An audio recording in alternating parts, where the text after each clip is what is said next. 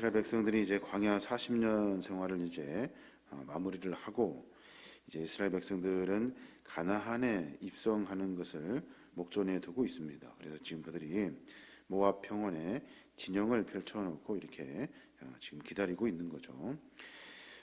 이제 이스라엘 백성에게는 광야 40년 동안의 생활과는 전혀 다른 새로운 환경과 생활이 전개될 시점에 이른 거예요. 광야 생활은 어떻습니까? 의식주하고 자연 환경에서 오는 이런 불편함 외에는 특별히 다른 별개의 문제들이 없었어요. 근데 문제는 뭐냐면 이제 이스라엘 백성들이 가나안 땅으로 거주하게 되면 먼저 가나안 땅에 거주하고 있던 족속들과 싸워야 되고 또 그들이 지키고 있었던 그 생활 습관들, 종교와 문화를 형성하는 이런 것들을 이스라엘 백성들과 함께 섞여져 살게 된다는 거예요. 문제는 뭐냐면 이 모든 것들이 이스라엘을 죄 가운데로 유혹하는 요소들이 된다는 거예요. 하나님께서는 그런 것들을 매우 심히 염려하셔서 이스라엘 백성들이 그 땅을 차지하여 들어갈 때 먼저 해야 할 일들이 무엇인지를 분명히 이야기하고 있는 겁니다. 우리도 마찬가지죠. 신앙으로 산다는 것이 참 어렵습니다. 세상과는 구별되어 거룩하게 살아야 한다는 하나님의 말씀에 따라서 세상에 살고 있으면서 하나님의 백성으로 구별되는 것, 세상의 문화와 습성 속에서 하나님의 문화와 하나님이 원하시는 것을 쫓아 살아가는 그 습관을 바꾸어내는 것, 그 문화를 갖는 것, 이것이 참 어려운 일이 아닌가 생각해 보게 됩니다. 이제 하나님께서 명령하시는데 먼저 그들이 해야 할 일은 첫 번째, 가나안 족속들을 완전히 진멸하는 거예요. 오늘 52절에 보니까 그래요. 그 땅의 원주민을 너희 앞에 다 몰아내고 그 새긴 석상과 부어 만든 우상을 다 깨뜨리며 산당을 다 헐어버리래요. 그러니까 먼저 우리가 가나안 땅으로 들어가기 전에 우리가 세상에서 삶을 살아가기 전에 해야 할 일은 그 안에 있던 모든 습성들, 죄악의 모습들을 다 몰아내고 쫓아다녔던 석상과 부어 만든 우상을 다 깨뜨리는 것이 첫 번째예요. 우리가 늘 가지고 있었던 삶의 습관들이 어쩌면 하나님이 싫어하시는 우상의 것이 된다면 그걸 다 뒤집어 엎어야 하는 거예요. 또 두 번째로 명령하신 것이 뭐예요? 가나안 우상들을 철저하게 회파하는 거예요. 아주 철저하게. 55절에 보니까 너희가 만일 그 땅의 원주민을 너희 앞에서 몰아내지 아니하면 너희가 남겨둔 자들이 너희의 눈에 가시와 너희의 옆구리에 찌르는 것이 되어 너희가 거주하는 땅에서 너희를 괴롭게 할 것이요 라고 말해요. 들어가서 타협할 일이 없다는 거예요. 뭐 봐줄 일이 없고 너희들은 거기에 있으니까 우리 같이 살자, 전쟁에서 항복했다고 받아들일 일도 아니라는 거예요. 남겨놨다 하면 너희의 눈이 가시가 되고 옆구리를 찌르는 것이 될 것이다 라고 분명하게 명령해 주고 계셔요. 그래서 이스라엘 백성들은 전열을 담습니다. 모두가 다 가나안 땅에 들어가는 전쟁의 순간에 이 말씀을 깊이 새겨서 한 사람도 남겨놓지 않고 다 죽일 것을 하나님이 명령하셨음을 분명히 깨달아요. 그런데 사람인지라 모든 것들이 다 타협되게 되고 욕심에 여러 것들을 남겨놓게 되고 그러면서 가나안 땅에 들어가 살며 수많은 일들을 또다시 겪게 되는 겁니다. 또 하나, 하나님이 가나안 땅에 들어가게 되면 해야 할 일들을 분명하게 말씀하셔요.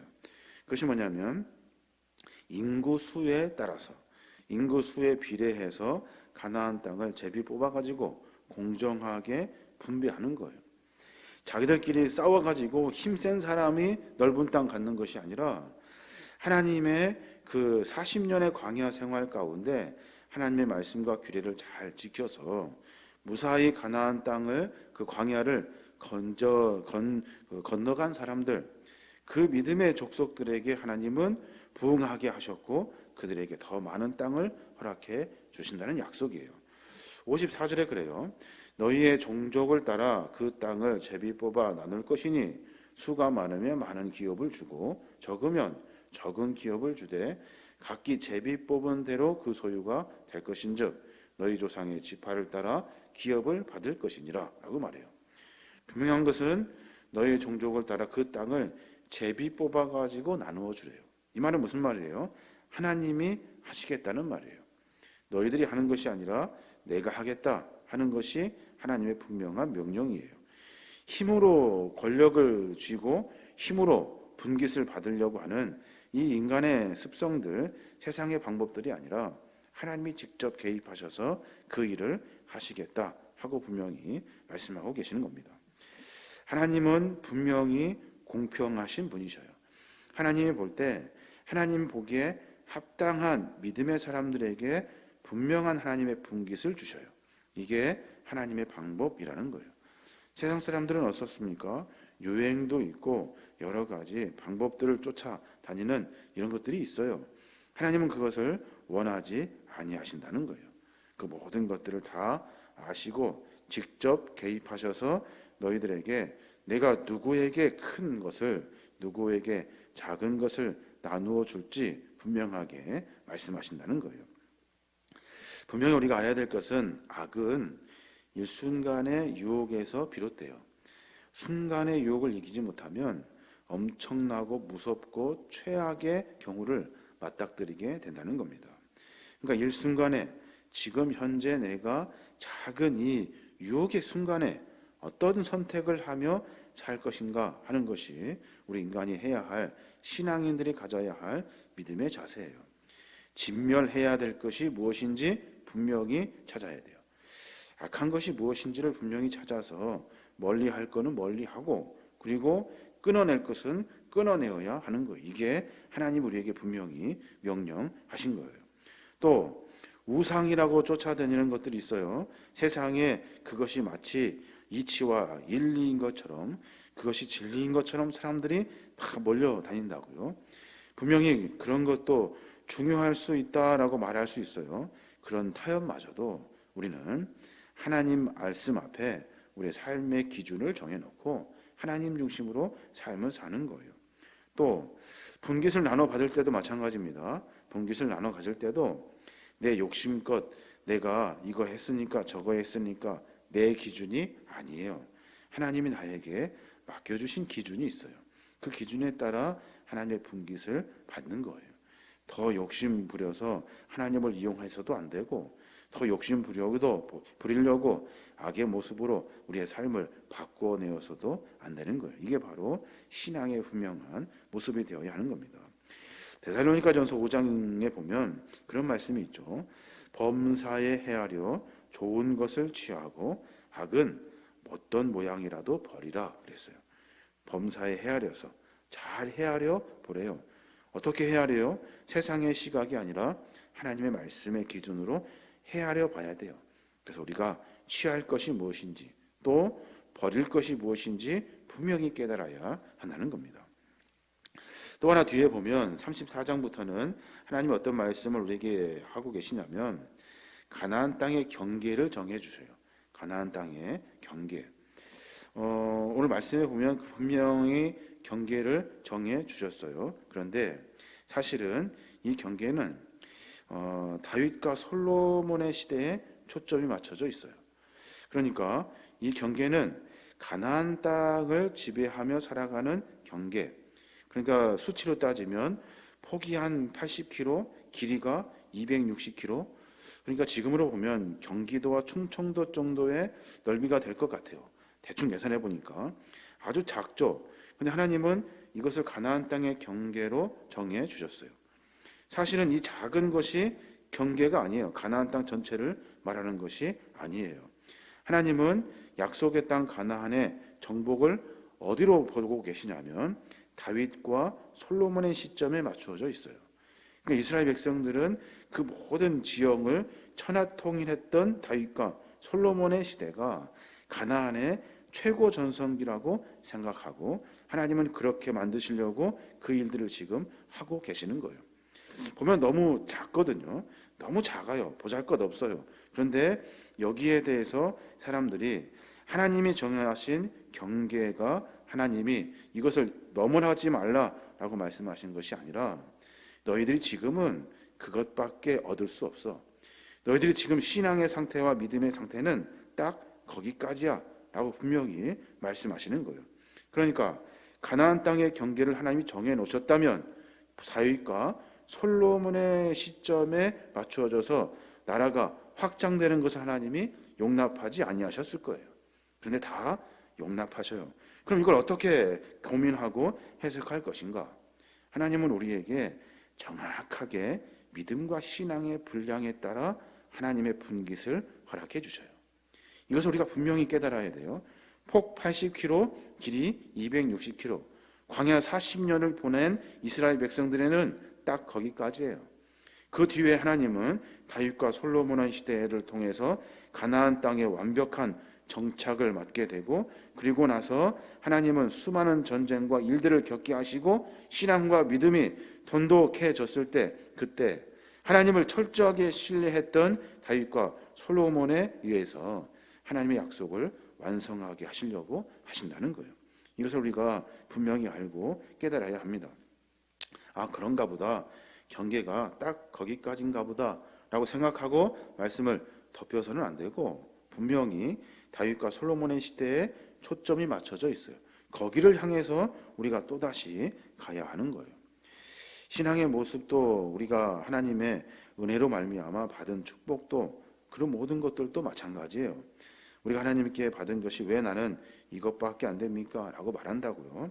우리가 거기에 감사해야 하는 이유는 보잘것없는데, 아무것도 아닌데 하나님이 나에게 긍휼의 은혜를 베풀어 주셔서 광야 40년이나 훈련받고 20세 이상이나 되는 사람들이 다 죽고, 그리고 이스라엘 백성들이 전쟁 수많은 일들을 겪게 되면서 믿음과 신앙하게 한참 성장했다고 생각하는 그 시점에 폭 80km, 길이 260km밖에 주시지 않았다는 거예요. 이것을 우리가 깊이 생각하고 내가 계속 성장해야 되고, 내 믿음이 하나님 보시기에 합당한 믿음의 삶으로 훈련받고 연단되어야 한다는 거예요. 하나님의 최종 목적은 뭡니까? 이스라엘 백성들을 통해서 이루시고자 하시는 하나님 나라의 규모가 얼마큼이에요? 80km, 260km 아니라고요. 온 인류를 구원하시고자 하시는 것이 하나님의 계획이에요. 분깃으로 따진다면 하나님 이스라엘 백성들에게 전 세계를 다 주셨어야 하는 거예요. 그런데 하나님은 딱 요만큼만 주셔요. 그때 그 순간에 이만큼만 허락해 주셨다는 거예요. 왜일까요? 수준과 신앙의 정도와 믿음이 그만큼밖에 안 되니까 그것을 주신 거예요. 거기에 감사하고 늘 하나님을 바라보며 삶을 살아야 하는 겁니다. 뒤에 보면 또 우리가 제비를 뽑아가지고 분깃을 나누어 줍니다. 이미 받았던 두 지파 반, 그 사람들 빼고 나머지 9지파 반이 제비를 뽑아가지고 분깃을 나누어 가져요. 무슨 믿음과 신앙으로 제비를 뽑아가지고 그것을 나누어 가질까요? 하나님이 나에게 주셨다 하는 믿음과 신앙을 가지고 분깃 가지고 아무 말 않고 뒤돌아서서 그곳으로 가는 거예요. 이게 하나님의 원리라는 겁니다. 사람들은 많은 일들을 통해서 욕심을 부리면 많이 얻을 수 있다고 생각해요. 신앙인들은 욕심 부려서 얻어진다고 생각하지 않아요. 신앙인들은 하나님이 주신 것이다 라고 생각해요. 나에게 부족함에도 불구하고 주신 하나님, 앞으로 나에게 더 많은 것들을 약속하실 하나님, 그 하나님을 보면서 신앙과 삶을 살아가는 거예요. 이게 바로 하나님의 방법이라는 겁니다. 뒤에 보면 또 16절부터 분깃을 나누어 가져요. 거기에 참 희한한 것이 있는데, 제사장 엘르아살과 눈의 아들 여호수아를 먼저 줘요. 왜 그럴까요? 제사장이라 먼저 줄까요? 군대 장수이기 때문에 먼저 줄까요? 그런 것이 아니라 하나님께서는 하나님의 백성들을 하나님에게로 인도하는 믿음의 사람들, 이 신앙의 지도자들을 하나님이 먼저 세워 주신 거예요. 그 일들을 통해서 하나씩 지파별로 제비를 뽑아 대표 선수 나와라 해가지고 제비 뽑아 그들에게 분깃을 나누어 주게 되는 겁니다. 오늘 하나님께서는 분명히 하나님의 계획과 뜻에 따라 일을 이루어 가셔요. 가나안 땅에 들어가게 되면 너희들 해야 할 일들을 분명히 제시해 주셨고 경계를 정해 주셨어요. 욕심 부리지 말고 거기서 살아 라고 말씀하시는 거예요. 때가 되면 다윗과 솔로몬의 시대처럼 하나님께서 온 지경을 넓혀주실 것이야 라고 하고 계획을 정해 놓으신 거예요. 안 그랬더라면 거기 들어가서 이스라엘 백성들 욕심껏 다른 열국과 마찬가지로 전쟁만 하며 살았을 거예요. 그 모든 일들을 하나님이 아시고 딱 수준에 맞게 묶어 놓으신 거예요. 분배를 할 때 하나님의 백성을 인도했던 대제사장과 그 군대 장관 여호수아를 먼저 세워주셔요. 그 일을 통해서 하나님이 세워주시고 하나님의 거룩한 은혜를 누리게 하신 거예요. 만약에 세상의 방법이라 한다면 나누어 가질 것 같으면 힘으로 갈 거예요. 내가 다 갖는다 했을 거란 말이에요. 그리고 힘 있는 사람이 다 가져갈 거란 말이에요. 그렇게 하지 아니하시고 순서를 정하시고 분깃을 정하시고 제비를 뽑아 하나님의 뜻에 따라 나누어 주셨다는 거예요. 그러니까 모든 것이 다 하나님의 계획에 의해서 들어가게 되는 겁니다. 신앙과 믿음 안에 말씀 묵상하며 그런 생각을 해보게 됩니다. 하나님, 나에게 주신 분깃 또 내가 해야 할 일들이 무엇인지 분명히 알고 깨닫게 해주십시오. 내가 밀어낼 것은 무엇인지, 내가 끊어낼 것은 무엇인지, 내가 절제해야 될 것은 무엇인지, 하나님이 싫어하는 것은 무엇인지를 분명히 깨달아야 돼요. 그 믿음과 신앙이 잃어버리지 않도록 깊이 새겨주십시오. 또 내가 내 수준도 모르고 그저 얻으려고 가지려고 욕심껏 살려고 하는 삶의 방식을 바꿔야 돼요. 주신 거에 감사하며 삶을 살아야 돼요. 그래야 다음에 큰 그릇이 되는 거예요. 인간의 그 욕심, 그 인간의 가치보다 욕망이 더 크면 여러분 어떻게 됩니까? 결국에는 죽어요. 무너지고 말아요. 본인의 가치보다 욕망이 앞서서는 안 된다는 거죠. 하나님은 분명히 자기의 뜻에 따라 당신의 뜻에 따라 사람들에게 분깃을 나누어 줘요. 그러니까 다른 사람과 비교할 필요가 없어요. 내가 저거 가지고 싶은데 더 많이, 왜 저 사람은 더 많이 가졌을까 할 필요가 없어요. 어렵고 힘든 일이지만 하나님이 나에게 주신 것이에요. 하나님의 그것을 가지고 감사하며 삶을 살아야 하는 겁니다. 제비 뽑고 뒤돌아서서 막상 그 땅에 가보니까 이스라엘 백성들은 또 전쟁을 해야 돼요. 그 어렵고 힘든 일들을 해야 돼요. 하나님이 이런 땅을 주셨네 할 수 있단 말이에요. 그런데 그 전쟁의 순간에 그들은 하나님을 신뢰하고 또다시 삶을 이어갑니다. 똑같이 전쟁하고 똑같이 먹고 살아야 되고 똑같이 삶을 살아요. 그런데 하나님이 그 길을, 그 믿음과 신앙으로 가진 사람들의 길을 하나님이 열어 주시더라는 거예요. 이게 바로 하나님의 방법입니다. 저 여러분이 오늘 많은 말씀을 함께 나누었는데 이 말씀을 통해서 삶의 모습을 조금 정비하고 늘 하나님이 합당한 믿음의 자녀들로 자랄 수 있도록 내 생각을 하나님의 생각, 하나님의 마음, 하나님의 뜻을 고민하는 그런 시간과 삶을 가져야 될 줄로 믿습니다. 오늘 하루 가운데 이런 은혜가 함께 하시길 주님의 이름으로 축원합니다.